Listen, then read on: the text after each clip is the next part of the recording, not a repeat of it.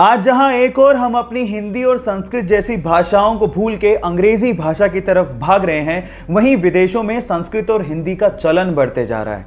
NASA का तो यह तक कहना है कि इस पूरी ही धरती पर संस्कृत सबसे स्पष्ट भाषा है।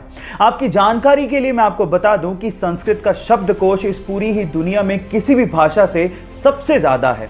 आज संस्कृत में 102 अरब 78 करोड़ 50 लाख से ज्यादा शब्द हैं। संस्कृत ऐसी भाषा है जहां पर आप किसी भी वाक्य को कम से कम शब्दों में पूरा कर सकते हो, जो आप किसी अन्य भाषा में नहीं कर सकते। और कंप्यूटर की एल्गोरिदम के लिए भी संस्कृत को सबसे उपयुक्त भाषा माना गया है। क्या इसके पहले तक संस्कृत के बारे में ये सब फैक्ट आप जानते थे? और अगर नहीं जानते थे तो चैट सेक्शन में लिखना मत भूलिएगा। गाइस, आप लोगों ने फिजिक्स में ग्रेविटेशनल लॉ यानी गुरुत्वाकर्षण के नियम को तो पढ़ा होगा, लेकिन आज मैं आप लोगों को एक ऐसी शॉकिंग चीज बताने जा रहा हूं जो कि ग्रेविटेशनल लॉ को फेल कर देती है। जी हाँ गाइस, उस चीज का नाम है हीलियम।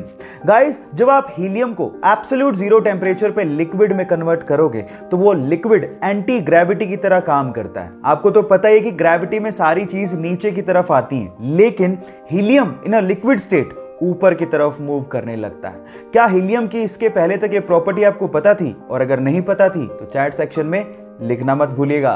गाइस, आप लोगों ने अक्सर सनलाइट से बनने वाले रेनबो यानी कि इंद्रधनुष तो जरूर देखे होंगे। हमें अक्सर वो आधे गोल ही दिखाई देते हैं, लेकिन मैं आपको आपकी जानकारी के लिए बता दूं कि वो आधे गोल नहीं बल्कि पूरे गोल होते हैं। अक्सर जमीन पर रहने की वजह से वो हमें आधे गोल दिखाई देते हैं, लेकिन अगर आप प्लेन से यात्रा कर रहे हैं तो आपको पूरे गोल रेनबो को देखने का अवसर मिल सकता है। इनफैक्ट आपकी जानकारी के लिए बता दूं कि सनलाइट से ही रेनबो नहीं बनते, मून लाइट से भी रेनबो बनते हैं, जिन्हें हम लोग मून बो कहते हैं। और इसके अलावा कोहरे से भी रेनबो बनते हैं, जिसे हम फॉग बो भी कहते हैं, लेकिन वो बहुत रेयर होते हैं। क्या रेनबो की इतनी वैरायटी आप इससे पहले जानते थे? और अगर नहीं जानते थे तो चैट सेक्शन में लिखना मत भूलिएगा। हमारी अर्थ प्लेनेट के पास तो एक ही चांद यानी कि मून है, ये तो आपको पता है। लेकिन अगर मैं आपसे सवाल पूछूं कि ऐसा कौन सा प्लेनेट है जिसके पास सबसे ज्यादा चांद है यानी कि मून है, तो आप क्या कहेंगे? शायद आप लोग जुपिटर का नाम लें, जिसके पास अभी तक 79 मून डिस्कवर हुए हैं। लेकिन आपकी नॉलेज अपडेटेड नहीं है। चलिए आपकी नॉलेज को मैं अपडेट कर देता हूं। एक्चुअली सैटर्न यानी कि शनि जुपिटर को पीछे छोड़ते हुए 82 मून्स के साथ नंबर 1 पोजीशन पे आ गया है, यानी कि शनि के पास 82 मून्स डिस्कवर किए गए हैं।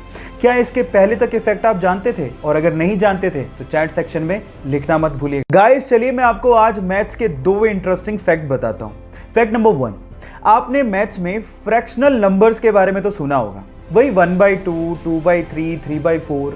तो मेरा सवाल ये है कि जो बाई है, ये जो हॉरिजॉन्टल लाइन है, इसे क्या बोलते हैं? आपने आज तक कभी नहीं सोचा होगा कि इस हॉरिजॉन्टल लाइन का भी कोई नाम है। डोंट वरी, मैं आपको बताता हूं। इसका नाम है विनकुलम।